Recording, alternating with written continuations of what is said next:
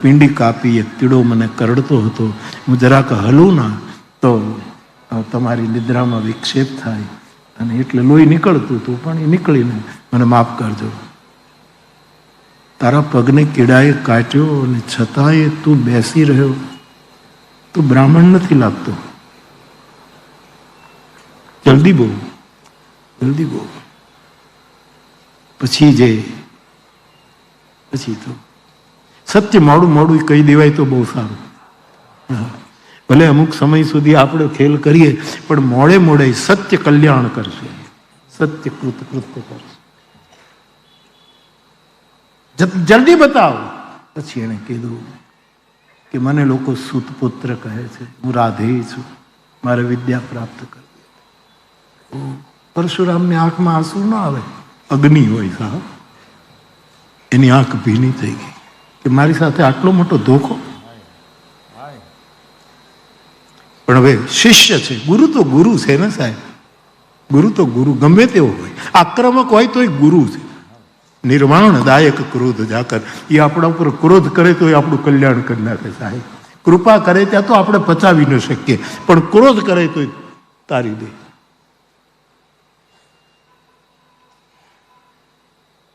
મને જે સજા કરવી હોય તે કરો, મેં ગુરુ અપરાધ કર્યો છે.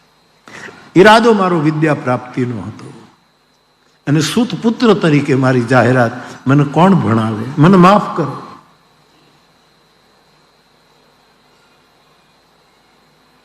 અને ટૂંકમાં પરશુરામ કહે છે, બધી જ વિદ્યા તું મારી પાસેથી લઈ ગયો છો, પણ જા, જરૂર પડશે ત્યારે છેલ્લી ઘડી આ બધી જ વિદ્યા ભૂલાઈ જશે.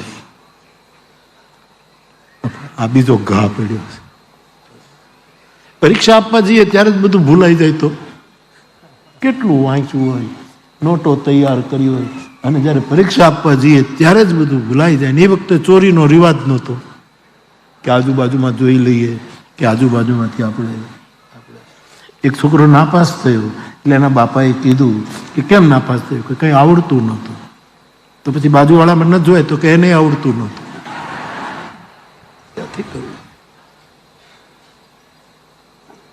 શાપ આપ્યો છે. જીવનની એક વિડંબના. નિયતિ શું કરે છે માણસને કેવા. આ બધા મહાન, આમાં કોઈ ગુણદોષ નહીં જોતા પ્લીઝ. આ મહાન પુરુષોની, આ કૃષ્ણની લીલા છે, અને આ મહાભારતના બધા જ પાત્રો એના રમકડા છે સાહેબ. એને જેમ ઉમા દારૂ દોષિત કી નાઈ સબહી નચાવત, રામ ગોસાઈ નટ મરકટીવ સબહી નચાવત, રામ ખગેશ બેદ અસગાવત. આ બધી એની લીલા છે.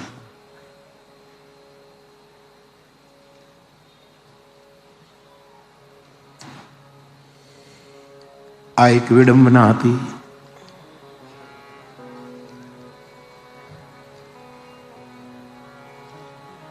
ટૂંકમાં આગળની વિડંબના, સૂર્યને અર્ઘ્ય આપી બપોર સુધી મંત્ર જાપ કરનારો કર્ણ બપોર સુધી મંત્ર જાપ કરે છે, અને એક બ્રાહ્મણ આવીને ઉભો રહ્યો.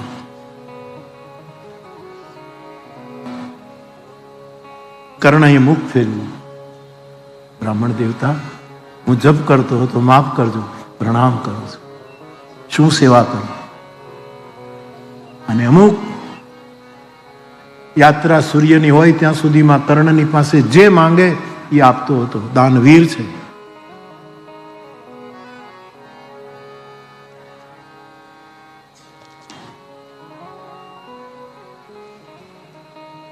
શું આપું આપને, શું સેવા કરવી? તો કે આપ શું, કે સવાલ નથી, રાધાનો દીકરો છે, માંગો તે આપો. અને પછી આપ જાણો છો, કવચ કુંડળની માંગણી કરી છે.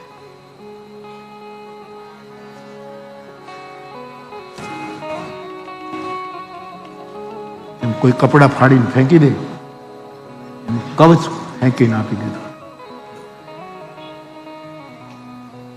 હવે કઈ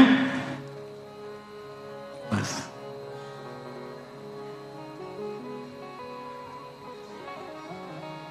કર્ણ, રાધે, આટલું આટલું મોટું દાન કરવામાં તમે વિચાર ન કર્યો કે વિચાર કર્યો તો મને ખબર હતી કે તમે કોણ છો? હે? હા, તમે અર્જુનના બાપ છો. અર્જુન ઇન્દ્રપુત્ર છે અને તમારા પુત્રને બચાવવા માટે તમે બ્રાહ્મણનું રૂપ લઈને આવ્યા કે આ કવચ કુંડળ લઈ લઉં તો કર્ણ પરાજિત થાય ને અર્જુનનો પક્ષ સિદ્ધ થાય. મને ખબર હતી. કીધું કોણે કે તમે અર્જુનના બાપ તરીકે આ કરવા? મને મારા બાપે કીધું. સવારે હું જયારે અડઘા આપવા આવ્યો ત્યારે એને મને કીધું કે આજ તને છેતરવામાં આવશે અને તારે ગમે તે ના પાડવી પણ કવચ કુંડળ આપતો નહીં. હું ઓળખું છું તમે દેવરાજ ઇન્દ્ર છો. મારા બાપાએ મને ના પાડી, બાપની આજ્ઞા માનવી જોઈએ પણ મેં નિરાદર કર્યો કે પિતાજી જો ઇન્દ્ર ભિખારી બનીને આવતો હોય તો જિંદગી આપી દો. કવચ કુંડળ છે. ઇન્દ્ર જો ભીખ માંગતો હોય તો કવચ કુંડળની શું જરૂર છે? સાહેબ લઈ જાઓ.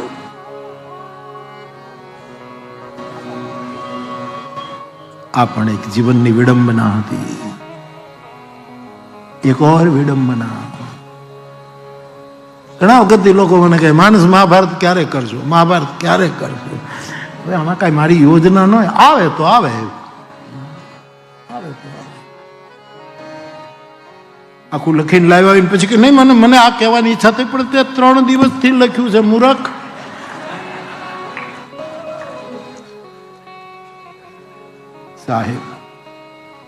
સાહિબ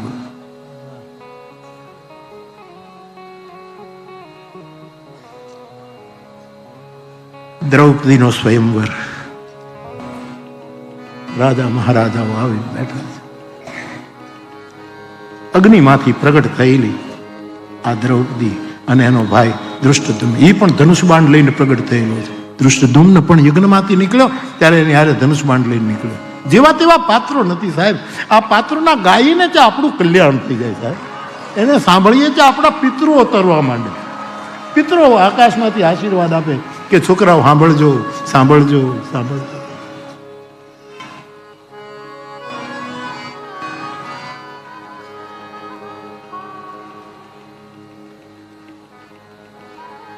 જે વેશે આવ્યા એ છે પાંડવો પણ આવી ગયા છે, દુર્યોધનાદિ પણ આવ્યા છે. મોર મુકુટ પિતાંબર ધારી કૃષ્ણ પણ આવ્યા છે. ઓહો, તમે કથાઓ તો જુઓ, આપણી કથાઓ તો જુઓ. આ જગતમાં ત્રિભુવનમાં ભારત વર્ષની સબસે શ્રેષ્ઠ કોઈ સંપદા હોય તો એ કથા છે.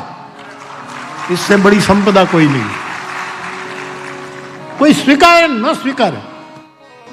આજે રામકથા જ્યારથી મેદાનમાં આવી છે ત્યારથી બધાને પ્રેરણાથી બધા રામાયણ ઉપર લખવા માંડ્યા. આના પહેલા કોઈ નહોતું લખતું. તમે ગોમુખ તો યાદ કરો, કોણ લખતું હતું? રામાયણમાં શું લખવાનું? કોણ એના વિષય ઉપર કરતું હતું? કોણ કરતું હતું? આ બધું બહુ શરૂ થયું, એનું સ્વાગત કરું છું, પણ કોઈ સ્વીકારતા નથી. કારણ કે સત્ય સ્વીકારવું બહુ અઘરું છે. આ પીડા નથી, આ કરુણા છે. પીડા શું? 70 વર્ષ પહેલાના દાખલા બતાવો મને તમે. નહીં. ધન્ય છે રામાનંદ સાગર. મારે એ માણસને લાભ કરવા. એમણે રામાયણ બનાવીને પોતે તલગા જડાવ્યા હરીશભાઈ, અને મને કહે બાપુ મને આ પ્રેરણા તમારી મેદાની કથામાંથી થઈ છે. ધન્ય છે આ સ્વીકાર, સત્યનો સ્વીકાર માટે. આ તો મારી સાથે બનેલી ઘટના. અને તમે રામાયણની આ સિરિયલ માટે કાંઈક, અને હું બોલ્યો છું, હું બોલ્યો ને રામકિંકરજી બોલ્યો, 2 જણા બોલ્યા છે, પંડિત રામકિંકરજી મારા. પણ આ સ્વીકાર જે હતો સાહેબ, હું 81 રનિંગ છું ત્યારે 70 વર્ષ પહેલાનું જોઉં તો કોઈએ કાંઈ અમારા ગામડાઓમાં અમારા સાધુઓ બ્રાહ્મણો ગામડું ભેગું થાય રામાયણની કથા કરતા હતા. ક્યાં હતું? અમારા પૂર્વસૂરીઓ કરતા હતા. ભગવાનજી શર્મા દાદા, અમરદાસ બાપુ, મોહનદાસ બાપુ, કેટલા કેટલા મહાપુરુષો. કોઈ રામાયણને કંઈ ગણતું જ નહોતું. હવે બધા મહાકાવ્યો ઉપર લખે છે, કટાર લેખકો લખે છે, નિબંધો આવે ને રામાયણ પૂરો એટલે હું અવલોકન કરું કે આ શું કહેવા માંગે, હકીકત છે કે કલ્પન છે, પણ લખાય છે, બોલાય છે, બધા જ શરૂ કરે.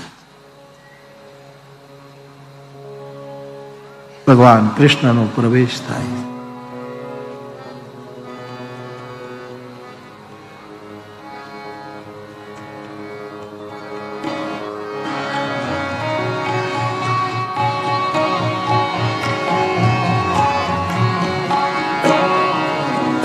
કૃષ્ણ આખા રંગભૂમિમાં દર્શન કરે ને એમાં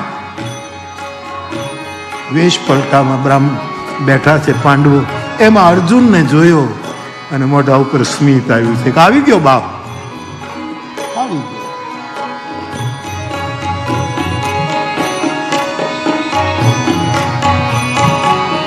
એ હવે મને રોકો, રામ જન્મ કરવો છે સાહેબ, રોકો રોકો રોકો રોકો, લગામ મારો, લગામ મારો.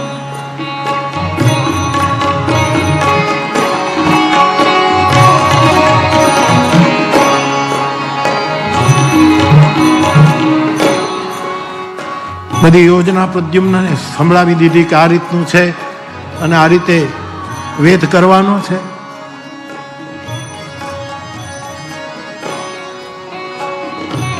એ વખતે પાછી કર્ણની એન્ટ્રી છે.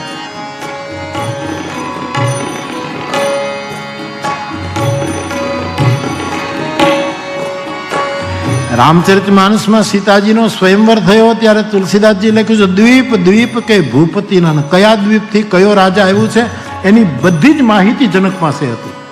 એમ અહીંયા બધી જ માહિતી પ્રદ્યુમ્ન પાસે છે કે કોણ ક્યાંથી આવ્યો છે, કોણ ક્યાંથી આવ્યો છે, કોણ કોણ છે, કયા દેશનો રાજા છે, આ બધી માહિતી અહીંયા હતી. એમાં કર્ણનો પ્રવેશ એટલે પ્રદ્યુમ્ન, દ્રૌપદી, દ્રુપદ પરિવાર, સોરી પ્રદ્યુમ્ન, ધૃષ્ટદ્યુમ્ન.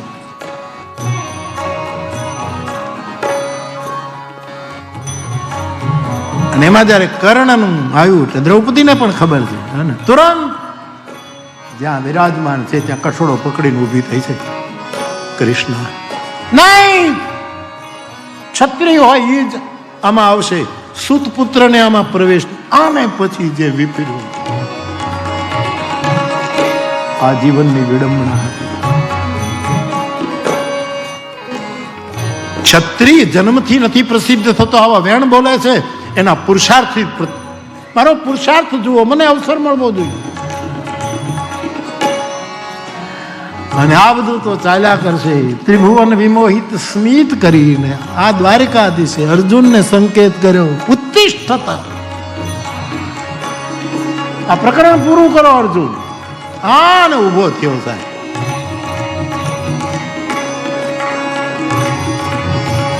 આવી પરીક્ષા જગતમાં ક્યાંય નથી થઈ સાહેબ. અને આપ જાણો છો, લક્ષ્ય વેદ થાય છે. દ્રૌપદી જયમાળા પહેરાવે છે, પાંચેય ભાઈ દ્રૌપદીને લઈને. આખી કથા લાંબી છે.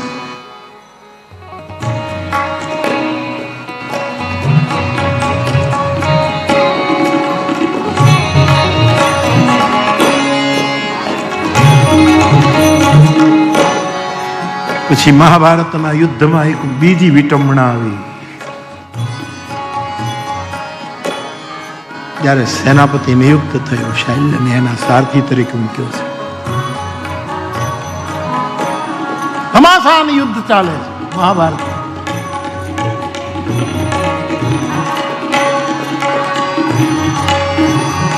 શબ્દ દિગ્ઘોષિત હુઆ, शब्द घोषित हुआ, सत्य सार्थक सर्वदा, सत्य सार्थक सर्वदा. श्री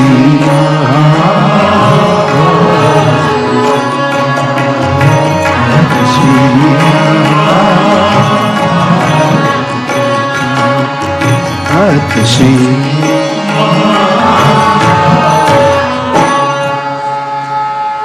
અને પછી આખું યુદ્ધનું વર્ણન આપ મહાભારતમાં જોઈ જજો. આ તો થોડુંક મારી રીતે પ્રસ્તુતિ કરી છે. અને એમાંય જ્યારે રથનું પૈડું ધસી જાય છે પૃથ્વીમાં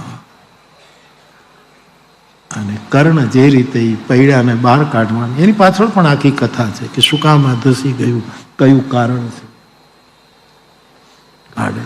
એ વખતે ભગવાન કૃષ્ણ એ જે કહે એ સાચું હોય છે. એને ખોટું કર્યું એવું કોઈ દી બોલતા નહીં. મને તમને અધિકાર, એ જે કરે, જે બોલે, જે વિચારે એ બધું જ સત્ય. સત્ય નહીં, પરમ સત્ય છે.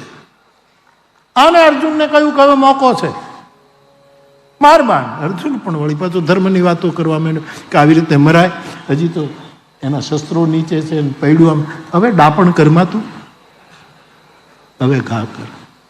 અને એ વખતે જ્યારે અર્જુન બાણ ચડાવે છે અને એ વખતે કર્ણએ મધુસૂદનને જોયા અને કર્ણને પ્રશ્ન પૂછ્યો કે આ ધર્મ છે. અને પછી કૃષ્ણ વ્યાસપીઠ બનાવી રથને અને મારો બાપ કથા કરવા માંડ્યો છે કે ધર્મની વાત પૂછે છે, હું તને આટલા પ્રશ્નો પૂછું. આ બધું થયું ત્યારે તારો ધર્મ ક્યાં ગયો હતો? ક્યાં હતો તું? કેમ નહોતો બોલ્યો? ધૃતરાષ્ટ્રની સભામાં જ્યારે દ્રૌપદીને નિર્વસ્ત્ર કરવાનો સમય આવ્યો ત્યારે તારો ધર્મ ગયો હતો ક્યાં? તું તો કેવું કેવું બોલતો હતો. મહાભારતમાં તારા શબ્દો યાદ કર. બહુ જ ખરાબ બોલ્યો છે કર્ણ.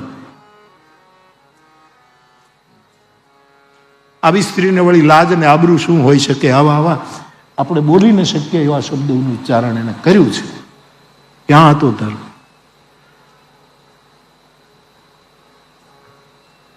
પછી પરશુરામનો પાછો શ્રાપ આવ્યો કે છેલ્લે બધું ભૂલાઈ જશે.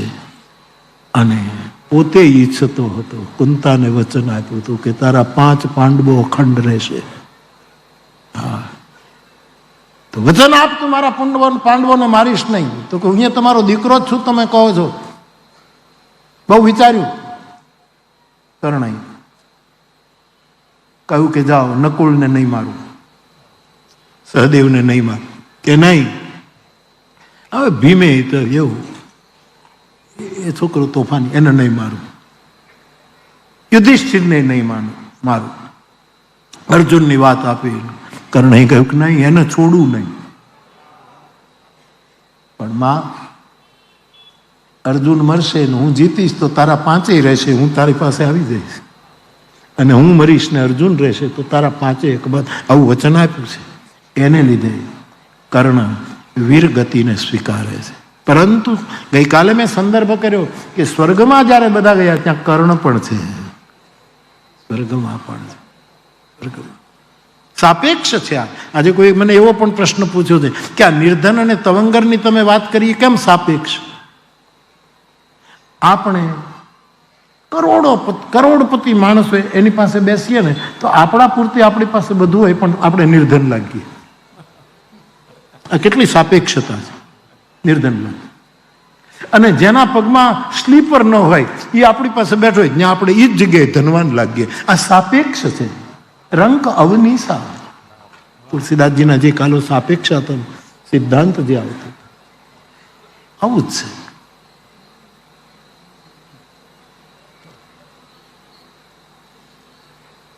અને કર્ણ અને ભીષ્મ જ્યારે બે પડ્યા રણ મેદાનમાં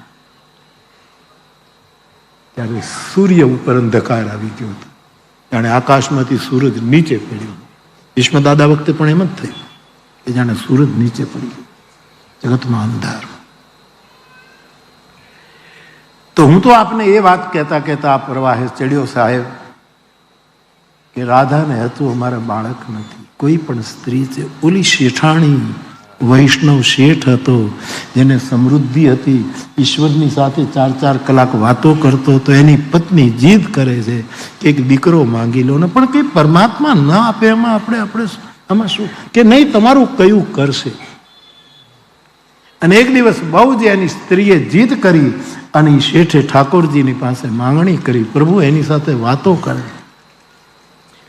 આપણે એમ થાય કે ભગવાન વાતો કરે, આપણી સાથે પાડોશી નથી કરતા ને એટલા માટે સમજાતું નથી.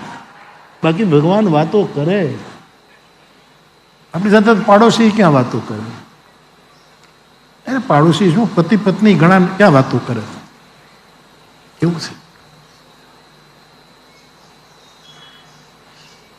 પ્રભુ પ્રસન્ન, આ તો વાર્તા છે, દ્રષ્ટાંત છે સાહેબ. પ્રભુ પ્રસન્ન થયા અને કહ્યું કે મને ખબર છે તમારા પત્ની શું ઈચ્છે છે, પણ તમારા ભાગ્યમાં પુત્ર નથી. પણ પ્રભુ આપ તો બધું મારા માટે નહીં, મારે આ પત્ની જીદ છોડે, એક પુત્ર તો કે થશે, પણ એના લગ્ન નહીં કરતા. કેમ? તમારા પત્નીને કહેજો કે પછી બીજી જીદ નહીં કરતા કે છોકરાને લગ્ન કરશો અને પરણીને ઘરે આવશે એટલે 1 કલાક પછી મૃત્યુ થઈ જશે ને પછી ઘા સહન નહીં કરી શકો. આ તો હું કૃપા ગુણ આપું છું, બાકી ફેલ જ છે. થોડા સમય માટે હું તમને પાસ કરું. શેઠજીએ કહ્યું કે હું 24 કલાક પછી આપની પાસે માંગુ. પત્નીને વાત કરી, ઠાકોરજીએ કહ્યું છે પુત્ર મળશે, પણ પરણાવવાનું. પાછી તું બીજી ચિંતા કરે કે હવે એને પરણાવો, તારો સ્ત્રી સ્વભાવ. તો કે ભલે. સાહેબ બીજે દિવસે કહ્યું ભલે ઠાકોરજી, મારી પત્નીને. અને સાહેબ સમય મર્યાદા પૂરી થઈ. ભગવાન કૃપા શું ન કરી શકે, અકર્તુમ અન્યથા કર્તુમ સમર્થ. એને ત્યાં દીકરાનો જન્મ થયો અને પછી તો બહુ આનંદ થયો. રાતે ન વધે એટલો દિવસે વધે, દિવસે ન વધે એટલો રાતે વધે. બાપા ઉપર કરજો. છોકરું તો એમને પડ્યું હોય, પણ આપણી આ કહેવત, છોકરો રાતે ન વધે એટલો દિવસે વધે, દિવસે ન વધે એટલે રાતે વધે. અને ભણાવવું, આના યુનિફોર્મ, આના ચોપડા, આની મોટી મોટી ફી, એ બધું વધે. સાહેબ એવું થયું છે. છોકરો ભણ્યો, આ તો પ્રભુનો પ્રસાદી છે. અને જ્યાં જવાનીના પગથિયે પગ મૂક્યો અને વળી પાછી પહેલી સ્ત્રી કહે ભગવાન તો ભલે બોલ્યા હોય પણ કરુણા છે, એની પાસે માંગો ને કે દીકરાના લગ્ન થાય. તો કે રહેવા દે તું, પ્રભુનું વચન છે. આટલું પ્રભુએ કૃપા કરી. રોજ વળી પાછી આ લગ્ન રોજ. પણ ભગવાને કહ્યું છે કે લગ્ન કરશો અને પુત્ર બધું ઘરે આવશે એટલે પછી તુરંત મૃત્યુ થશે, પછી સહન નહીં થાય. કે ના ના, ભગવાન કઈ થોડા, એ તો બોલી નાખે, પણ કૃપા. હા, ને પછી સાહેબ જીદ પકડી છે. અને આટલું મોટું કુળ, માંગા આવવા માંડ્યા સાહેબ. સારા સારા ઘરના માંગા આવે.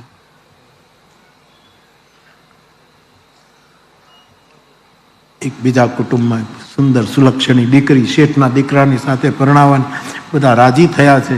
અને લગ્ન, અને શેઠ ઉદાસ છે કે પરણીને આવ્યા પછી હવે આ 24 કલાક પછી આ ઘટના ઘટત શું થશે. બધા જાનમાં ગયા છે, ધામધૂમથી ગયા છે દીકરાને પરણાવવા. સુલક્ષણી દીકરી પરણી, જાન વળાવી અને પાછા આજે પાછા માંડવા નખાણા આપણે છે. રાતે હું 2 વાગે જોતો તો કે 2 વાગે ઠપ ઠપ શું થાય, તો 2-3 વાગે માંડવા નાખતા હતા. મેં કીધું વળી પાછું અમારે આંગણે ખેતથી લગ્ન બહુ થયા આ વખતે, તો પછી બહુ લગ્ન વળી પાછા માંડવા નાખા. ખબર નહીં અમારા માંડવાની ઈર્ષ્યા થતી હશે કે મારો નાથ જાણે કે આણે આટલા મોટા માંડવા નાખ્યા છે, તો અમે આનંદ આવે, મજા. કેવા સુંદર માંડવા પર, માંડવા સુંદર રહ્યા. બધું મેકઅપ ઉતારી નાખો ને પછી જેવા મોઢા લાગે.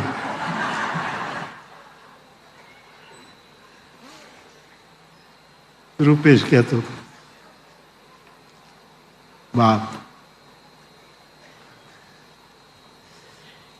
દીકરીને વળાવી. તત્ર શ્લોક ચતુષ્ટય. કાલિદાસ ની વાત મેં તો 4 શ્લોક કન્યા વિદાયના જે મહત્વના, દીકરીને વળાવી છે, ધામધૂમથી આવ્યા છે અને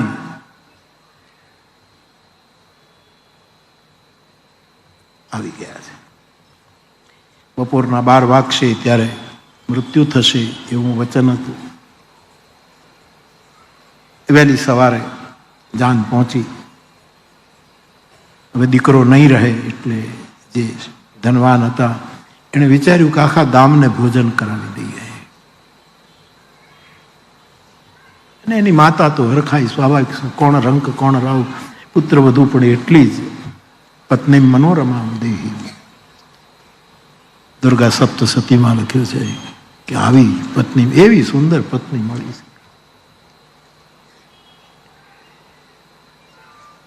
સવારથી શેઠ અહીંયા ગામને બધાને જમાડવાનું શરૂ કર્યું છે અને શેઠ ઠાકોરજીના મંદિરમાં બેસી ગયો છે. 12 વાગશે અને વાત પૂરી થશે.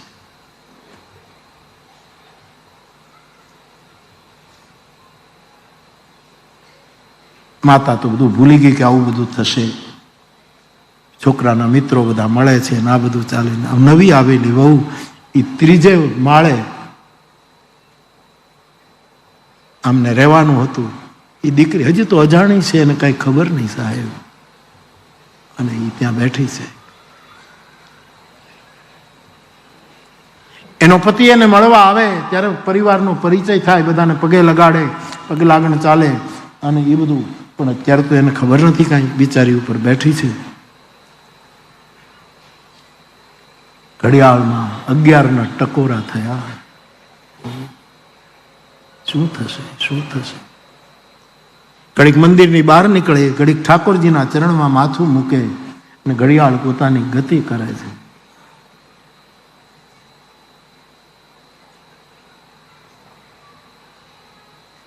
બારમાં 10 મિનિટ ઓછી, 5 મિનિટ ઓછી, અને શું થશે? અને સાહેબ બરાબર 12 વાગ્યા. પિંગલ બચાવ અંત બને નહીં પ્રાણ કા, નાથ સકલ જગ કાલ કલેવા, મારા વચનો મિથ્યા ન થાય. સાહેબ એ છોકરો પોતાના મિત્રોને મળવા માટે જેમ 12 વાગ્યાની તૈયારી છે અને નીકળે છે, એમાં એક ભયંકર વિષધર સાપ નીકળે છે છોકરાને દંશ દેવા માટે. અને સાપ જેવો નીકળ્યો, સાપને અને વરરાજાના પગને હવે 6 ઇંચનું અંતર હતું, એમાં બહુ જ મોટું મકાન હતું, એની થાંભલી તૂટે છે. અને થાંભલી તૂટી સાપ ઉપર પડી, સાપ મર્યો, છોકરો જીવતો રહી ગયો.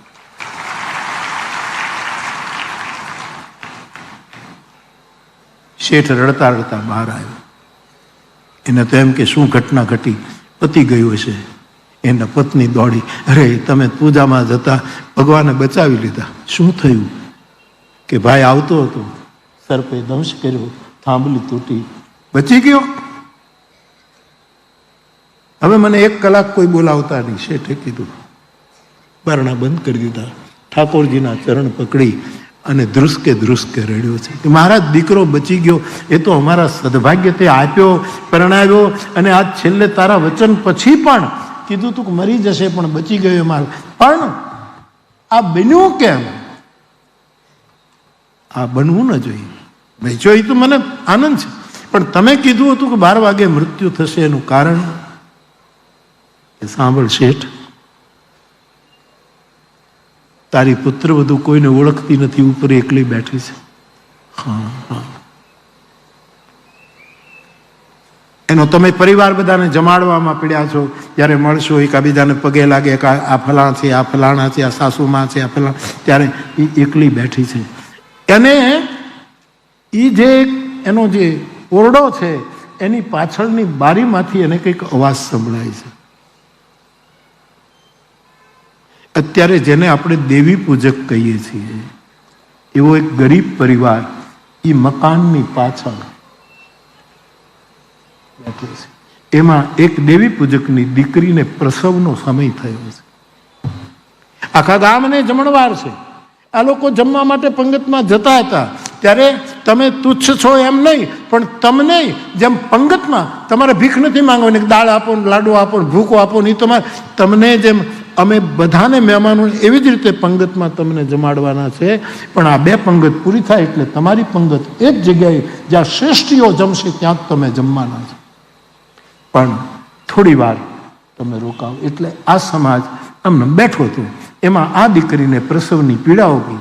આ શેઠના બંગલાની પાછળ દિવાલે અને એમાં બહુ પીડાવું પડી. ને ભૂખ લાગી છે, મને કોઈ ખાવાનું આપો, મને કોઈ ખાવાનું આપો. 2 જીવ મૃત્યુ પામશે, ખાવાનું. અને 9 વધુએ આપ. ખાનદાનની દીકરી હતી, સાંભળ્યું કોણ પુકાર કરે છે. એણે બારી ખોલી, નીચે જોયું, બેન બાપા શું? એ બા, એ બા, એ બા, એ નવા બા, એ નવી બા, તમે આવે, મને ખાવાનું આપો, મારા બાળક પેલું મૃત્યુ થશે. એની બિચારી કહે કે હું તો અહીંયા અભરે ભર્યું, પણ મારે કેમ આપવું? નીચે જવાય નહીં, નવી છું, મારે કેમ? સાહેબ, કરિયાવરમાં જે સાડીઓ આવી હતી ને, સાડીઓ કાઢી, એક સાડીને બીજી સાડી સાથે બાંધી, બીજીને ત્રીજી સાથે બાંધી, એનું બનાવ્યું દોરડું. અને આપણે ત્યાં ગામડામાં લગ્નમાં માટલું બંધાવતા હતા. જાનને વળાવે ત્યારે માટલામાં મીઠાઈ નાખીને આપતા હતા. એ આપણે ત્યાં રિવાજ હતો. એ માટલું આ દીકરીની સાથે એના ઓરડામાં મૂકી દેવામાં આવેલું. એમાં મીઠાઈ હતી. અને દીકરીએ એના કપડાં છોડ્યા, નાડાછડી છોડી, એનું ઘડાનું મુખ ખોલ્યું. એમાં જે મોહનથાળ ને મેસૂબ ને પછી શું હોય, જે હોય એ બધું અંદર જે ઘન પદાર્થો હોય એ બધું એણે કાઢ્યું છે. અને એક નાની એવી ડોલ હતી, એમાં બધું મૂક્યું છે.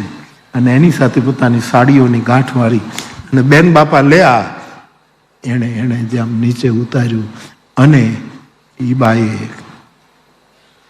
એ ડોલ લઈ લીધી અને લાડવા ગાંઠિયા એમ જેમ જન્મેલા જીવને આધિ વ્યાધિની ઉપાધિ વળગી પડે એમાંની કાગ બાપુનું વચન છે. જન્મેલા જીવને આધિ વ્યાધિની ઉપાધિ છે, 52 ફૂલડાનો બાગ.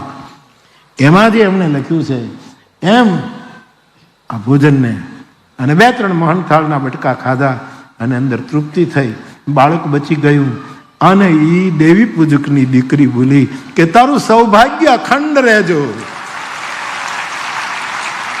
ભગવાને કહ્યું તારી પુત્ર વધુએ 2 જીવને બચાવ્યા, એટલે મારી ફરજ છે કે હું તારા દીકરાને બચાવું. પણ જેની સહજ વાણી હશે એ મિથ્યા નહીં થાય. ગોઠવણ કરીને આશીર્વાદ નહોતા, આ તો એક પીડા પ્રગટ થઈ હતી, અખંડ સુહાગ.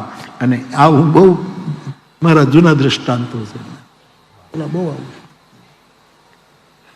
આ ખરેખર સારા દ્રષ્ટાંત. એને ભલે આપણે શું કહે કે ઓઠાનું બહુ મોટો ટેકો છે ઓઠાનો. આપણો અરવિંદ બારોટ હજી પણ એક ઓઠું લખે છે, જૂના ઓઠા, જૂનામાં જૂના આપણો અરવિંદભાઈ લખે છે. એને આપણે આ વખતે મેઘાણી એવોર્ડ આપ્યો, સૌરાષ્ટ્ર યુનિવર્સિટી. આવી વાર્તાઓ આપણને સંસ્કાર આપે.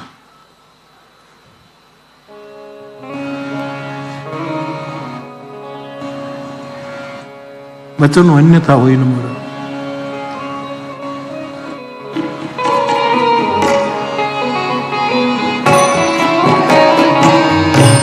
વચનું અન્યથા હોય ન મૂરા. વચનું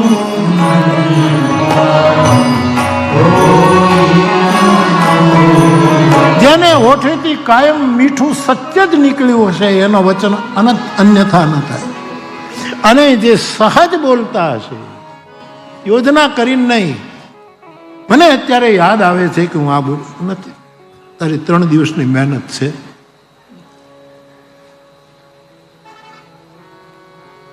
આલોચના નથી કરતો, પણ મંચ જ જો ખોટું બોલે તો પંચનો શું દોષ છે? આ સમાજનો શું દોષ છે? અંદૃત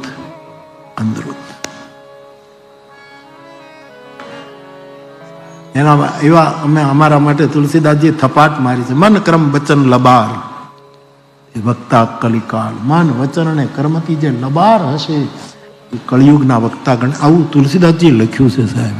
હા, કાલ ફાડી નાખ્યા સાહેબ, જે લાફા માર્યા છે તુલસીદાસજી ફાડી નાખ્યા.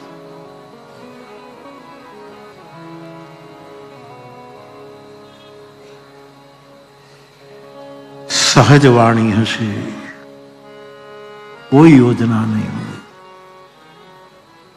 એનું વચન અન્યથા ન થાય. ત્રીજું, જેની વાણી કેવલ જગત કલ્યાણ માટે જ ઉચ્ચારાતી હશે, પોતા માટે નહીં, આખા જગત માટે જ જે બોલાતું હશે, જે ઋષિઓએ કહ્યું સર્વે ભવંતુ સુખિનઃ, સર્વનો વિચાર કર્યો, સર્વે સંતુ નિરામયા, પર કલ્યાણ માટે જ જેણે પોતાનું જીવતર સમર્પિત કર્યું હશે, વચનું અન્યથા હોય ન મોરા, એનું વચન અન્યથા ન થાય. ચોથું લક્ષણ, એનું વચન અન્યથા ન થાય, જે મૌનની ગહેરાઈથી બોલતો હશે, જેના શબ્દની પાછળ મૌન પડ્યું હશે, એની વાણી કોઈ દિવસ અન્યથા ન થાય. અને જ્યારે જરૂર પડે ત્યારે જ બોલતો હશે. આપણે જરૂર વગરનું કેટલું બોલીએ છીએ, કેટલું બોલીએ. એક વ્યવહાર છે, અમે બોલતા હોય, કોઈ મળે એટલે નથી કહેતા કેમ છો, પણ બધા હરખા જ હોય, કેમ છે હું બધા, પણ જરૂર પૂરતી. શબ્દ અને નાદ બ્રહ્મને જે સાચવશે એને આ બે બ્રહ્મ બહુ સાચવશે. એક તો શબ્દ બ્રહ્મ અને એક નાદ બ્રહ્મ, એને જે સાચવશે.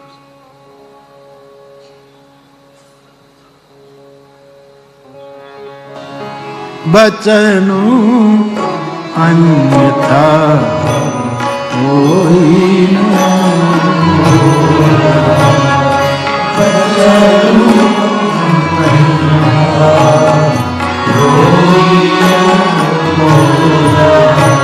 એવા મહાપુરુષના વચન અન્યથા નથી થતા. ગુલાબરાવ મહારાજે કહ્યું કે બેટા, જ્ઞાનેશ્વર માઉલી જ્ઞાનેશ્વરીની લીટી ઉપર હાથ ફેરવા કરે એમ તમે હું ખાલી ચોપાઈ વાંચીએ નહીં તો વાંધો નહીં, આમ લીટી ફેરવતા જાઓ. પ્રથમ ભક્તિ સંતન કર સંગા દૂસરી રતિમમ કથા, એમ વાંચતા જાઓ અને તમારો જે મંત્ર હોય મંત્ર બોલતા જાઓ. બેડો પાર, બેડો પાર.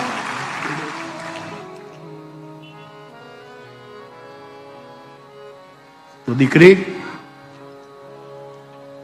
તને રામાયણ વાંચતા ન આવડતું હોય તો વાંધો નહીં, એની ચોપાઈ ઉપર આંગળી ફેરવજે બાપ, કુળને તારી દઈશ. સ્વકુલ ધન્ય ઉમા જગત પૂજ્ય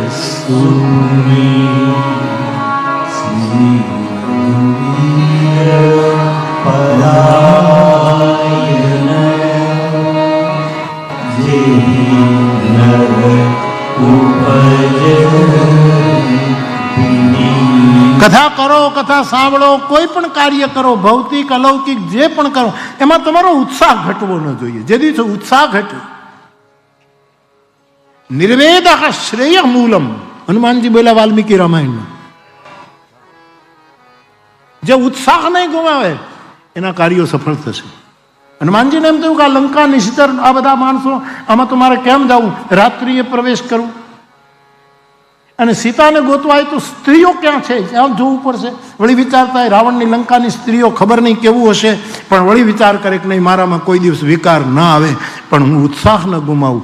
એ વખતે એક શ્લોક આવ્યો છે કે જે ઉત્સાહ ગુમાવશે એનું શ્રેય નહીં થાય, અને તેથી ઉત્સાહવર્ધન થાય ત્યારે કેટલું કેટલું થાય એવું હનુમાનજી બોલે છે. અને તેથી હિંમત કરીને રાવણના મહેલમાં ગયા. ગયે દશા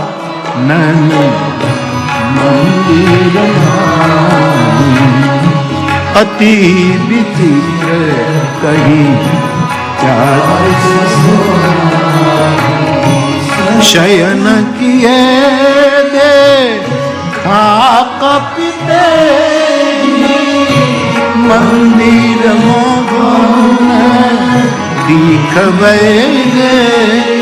વાલ્મીકીજીએ રામાયણમાં જે એનો જે શયન કક્ષ, એમાં જે સ્ત્રીઓ જે રીતે પડી છે એનું વર્ણન બહુ વાંચી ન શકાય ને હું કહી તો શકું જ નહીં. એકનાથ મહારાજે પોતાની રામાયણમાં થોડુંક પ્રયત્ન કર્યો, પણ એ પણ આપણને ડર લાગે એવું વિભત્સ દ્રશ્ય છે. પણ એમાં મારો અખંડ બ્રહ્મચર્યની મૂર્તિ, શુદ્ધ સંકલ્પની પ્રતિમા, અધૂરી દાસ હનુમંતવા જન્મવા અંજની જોશે, એમાં બિલકુલ અસંગતાથી બહાર નીકળે છે. શયન કિયે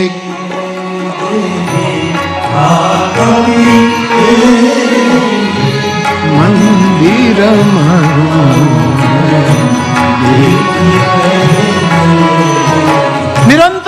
એકા મુખમાં હતી રામ રામ રામ રામ રામ રામ, નિરંતર રામ રામ રટણ થાય. જગદગુરુ તુકારામ ભગવાને કહ્યું, કોઈ પૂછ્યું કે તમને આટલો બધો આનંદ કેમ છે? તો કે મારે મોક્ષ નથી જોઈતો, મારે કાંઈ નથી જોઈતું, મારી ચારે બાજુ સુખ એટલા માટે, કારણ કે હું નિરંતર વિઠ્ઠલ વિઠ્ઠલ વિઠ્ઠલ કહું. આનંદ મારી ચારે બાજુ, ઉઠે પણ આનંદ, સન્મુખ પણ આનંદ, આ પણ આગળ, પીઠ પાછળ પણ, ચારે બાજુ એવું એનો એક અભંગ છે. આનંદ આનંદ આનંદ. નંદતી નંદતી નંદતી. શંકરાચાર્ય ભજ ગોવિંદ ભજ ગોવિંદ ભજ ગોવિંદ ભજ ગોવિંદ. ઉત્સાહ તૂટવો ન જોઈએ સાહેબ. ઉંમર વધે ઘટે ચાલ્યા કરે સાહેબ, ઉત્સાહ ન મરવો જોઈએ. અમારે જૈન મહાત્મા આપણે ખેંચી મળવા ગયા હતા, એ કોણ? રત્ન વિજય સુરી મહારાજ. એને સૌરભભાઈ પ્રશ્ન કર્યો કે મુનિજી, આ ઘણી વખત ઘણા માણસોની ઉંમર થાય તો એ કેમ એ આટલું બધું પેલું કરી શકે? એમાં એને અમુક નામ દીધા કે આ વ્યક્તિ આ ક્ષેત્રમાં એની ઉંમર થઈ પણ છતાંય રાજકીય ક્ષેત્રનું, ધર્મ ક્ષેત્ર, બધા નામ આપ્યા એમ સૌરભભાઈ એ મહાત્માને, કે આના વિશે તમે કંઈક ફોડ પાડો. એટલે મારા બહુ આત્મપ્રિય મહાત્મા, મારા પાડોશી દેપલાના, જેસરની પાસે દેપલા, ત્યાંનું શરીર બહુ, અમે ગયા, બહુ આનંદ આવ્યો. અમે ગયા કાટકોપરની કથા વખતે ગયો તો મને એને એક જ પ્રશ્ન પૂછ્યો કે બાપુ જાગો છો ક્યારે? મેં કીધું હુઈ તો જાગીએ ને સાહેબ, અહીંયા કોણ સુવે છે? આવો એને પ્રશ્ન પૂછ્યો હતો. સુઈ જઈએ તો આપણે કહીએ 5 વાગે જાગ્યા, 3:30 જાગ્યા, પણ હવે તો આનંદ કરીએ છીએ, લહેર કરીએ છીએ. બહુ રાજી થયા. એમણે જવાબ અદભુત આપ્યો કે સૌરભભાઈ, ઉંમર વધે તો ઉર્જા તો ઘટે.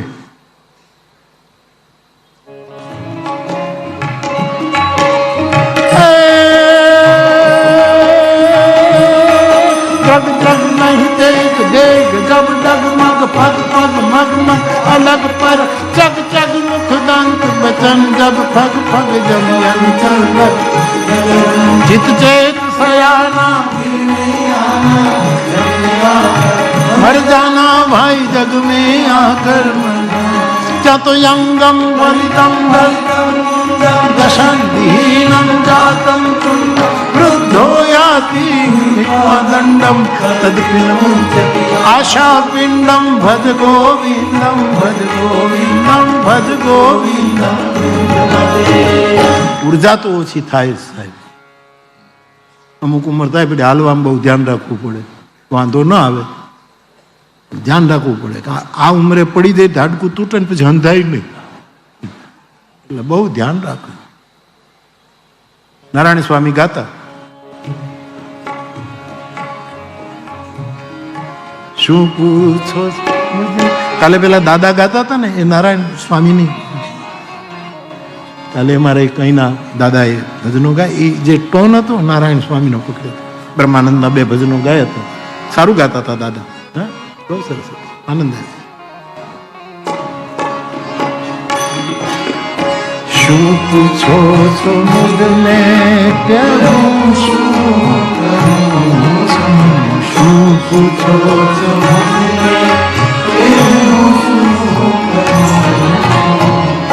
મને જ્યાં ગમે ત્યાં ફરું છું.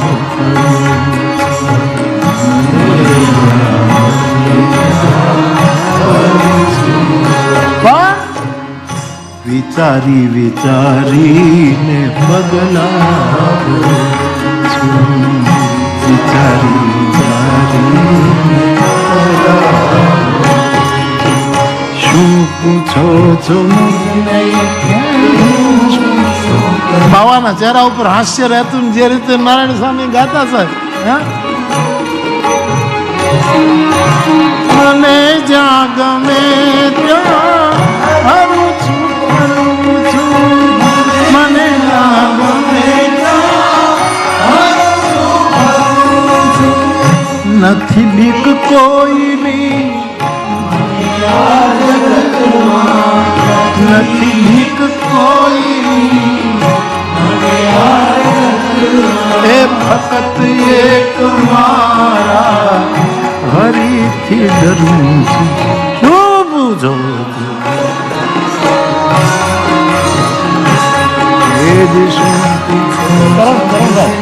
કરણભાઈ કાંડાસ બાપુનું બેઠા હતા અહીંયા નહીં, તલગાજડા આવી વર્ષો થઈ ગયા.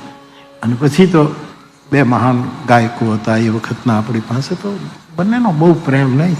જુગલબંધી કરે ત્યારે તો શું થાય, આભ નીચું આવે સાહેબ, સમજે એવું થતું. પણ મને કામદાસ બાપુ એના ઝીણા અવાજ વાલા, આ વાત તમને બરાબર લાગે છે કે ફક્ત એક મારા પ્રભુથી ડરવું છે? સાધુ તો એ છે પ્રભુથી પણ ન ડરે, એનાથી પ્રભુ ડરે. મર્મ પકડતા મને કે વાલા આપણે બીજું કંઈ કહેવાય નહીં. મારી પાસે કીધું, આ મારી સાથે બન્યું કે આજે નારાયણ સ્વામી બોલે છે એ તો પદ છે એટલે બોલવું પડે, બાકી આ પંક્તિ મને ફિટ નથી થતી. ઈશ્વરથી સાધુ ના ડરે, સાધુથી ઈશ્વર. વીરબાઈ મા પાસે ઠાકુરજી ડરી ગયો, ગામને સીમાડે માંડ પહોંચી છે કે જોડી ઝંડો આપીને કે હું હમણાં આવું છું. ગયો ઈ ગયો, દ્વારકા ભેગો થઈ ગયો, દ્વારકા ભેગો થઈ ગયો, અહીંયા આવીને પછી બેસી ગયો. એમ છે ફક્ત એક મારા પ્રભુથી ડરે. મહાન વ્યક્તિ હોય ને, એક સ્થિતિ ઉપર હોય, એ બધાની આવી ક્રીડા હોય, એવી બધી મજા થાય, આનંદ હોય. એ પોતે એવી રીતે બધું કરે. ભગવાનથી શેનું ડરવાનું વાલા?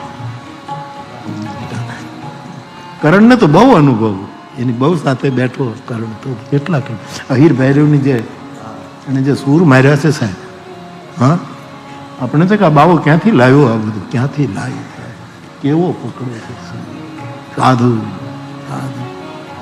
એ ગગન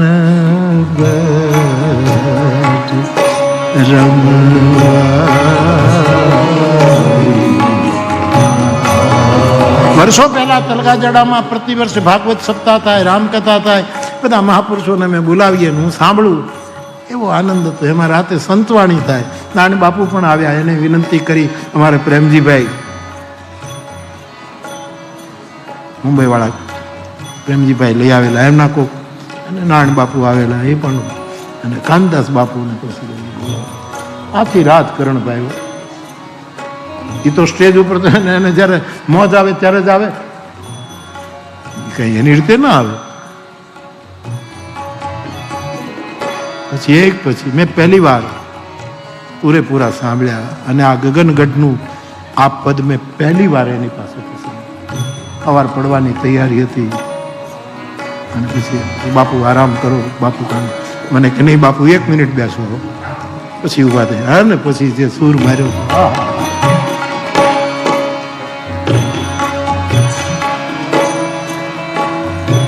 ચૌદશે ચિતડું કહ્યું કરે નહીં, ત્યાં તો અચિંતા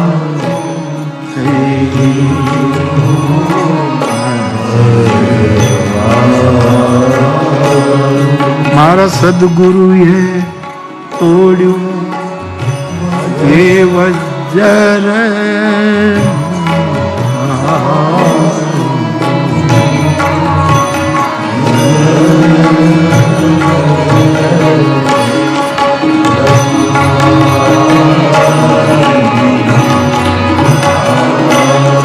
બંને સમર્થ સંતવાણી ગાયકોને અંજલિ આપું છું દ્વારકાની પીઠ ઉપર.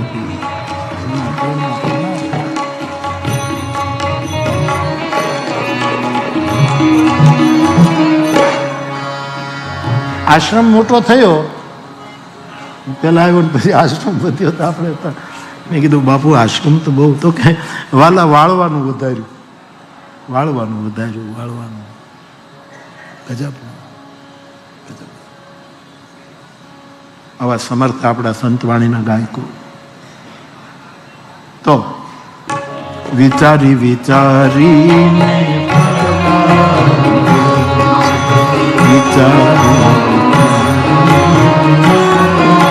નથી બીક કોઈની.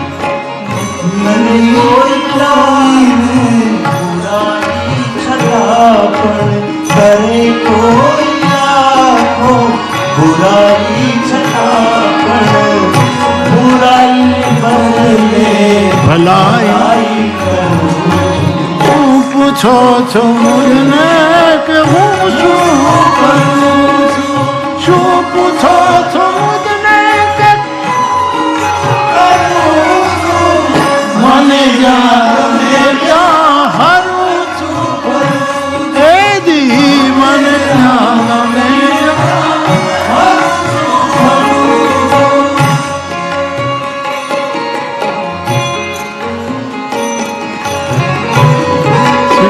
છે કઈ છે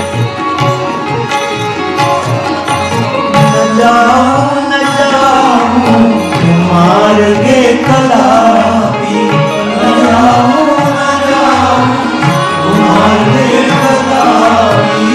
વિચારી વિચારી પગલા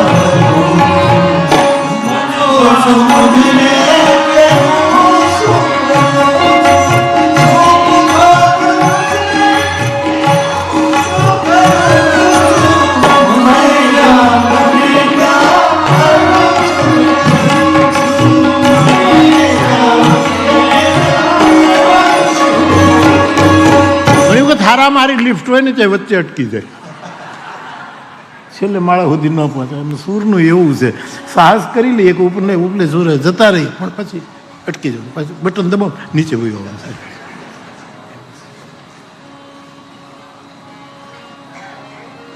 વિચારી વિચારીને તો જૈન સાધુ સૌરભભાઈને કહે છે, શરીર ઉંમર થાય તો ઉર્જા તો ઘટે, સ્વાભાવિક ઘટે, પણ ઉત્સાહ ન ઘટવો જોઈએ. નિર્વેદમ, નિરુત્સાહ ન થવું. હનુમાનજીના વચનો છે. કોઈ પણ કાર્ય કરો, હા, વહી કાજ મોહી હરખ વિશેષ. હનુમાનજી કહે છે પોતાના મિત્રોને કે મારી રાહ જોજો, હું લંકા જાઉં છું, કાર્ય થઈને રહેશે, કારણ કે મારો ઉત્સાહ ઘટતો નથી. કોઈ પણ વસ્તુનો ઉત્સાહ ઘટાડવો નહીં. આપણે કારણ વગરના ઉત્સાહ, પરીક્ષામાં 5 માર્ક્સ ઓછા આવે તે ઉત્સાહ વયો જાય.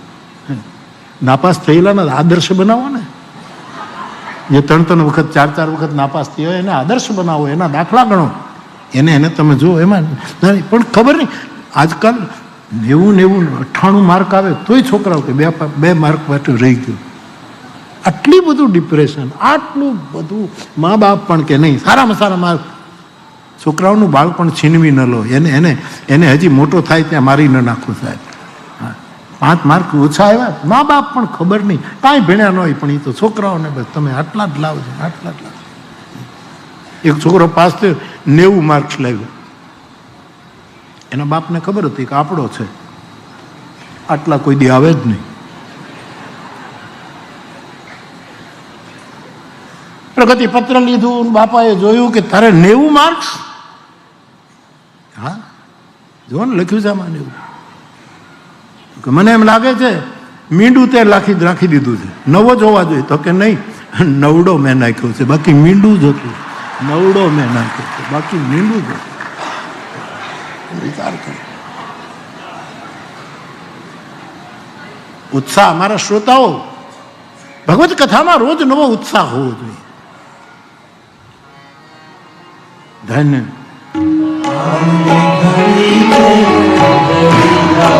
આજ ભગવત કથા વાળી, આજ અમારા માટે મોટો ઉત્સાહ.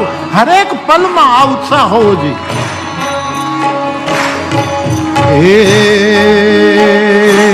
મારો વાલોજી આવ્યાની વધાની, મારો વાલોજી આવ્યાની વધાની. મને કાલે કોઈ ચિઠ્ઠી લખી, બાપુ આ દ્વારકાધીશના પટ 1 વાગે બંધ થઈ જાય ને બાપુ, 1 વાગે બંધ થઈ જાય. સવારે કાંઈક કેટલા વાગે શરૂ થાય? 6:30. પછી 1 વાગે બંધ થઈ. મને કાલે સરસ કોઈ પ્રશ્ન પૂછ્યો કે 1 વાગે બંધ થઈ જાય પછી ઠાકોરજી શું કરતા? પછી પંડાળમાં આવે છે. ધન્યવાદ.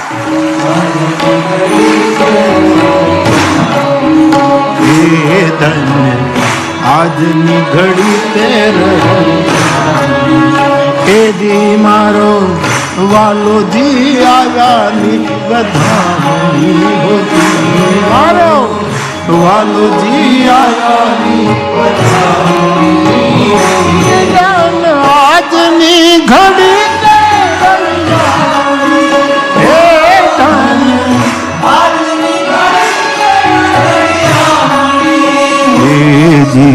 તરિયા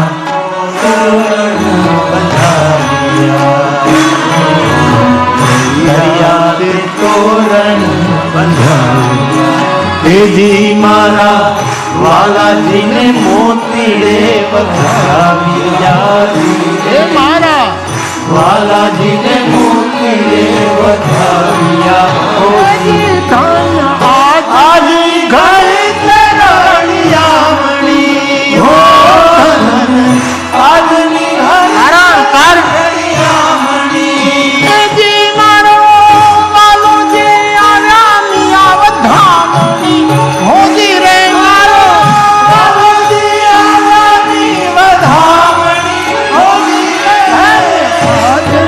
ઘડી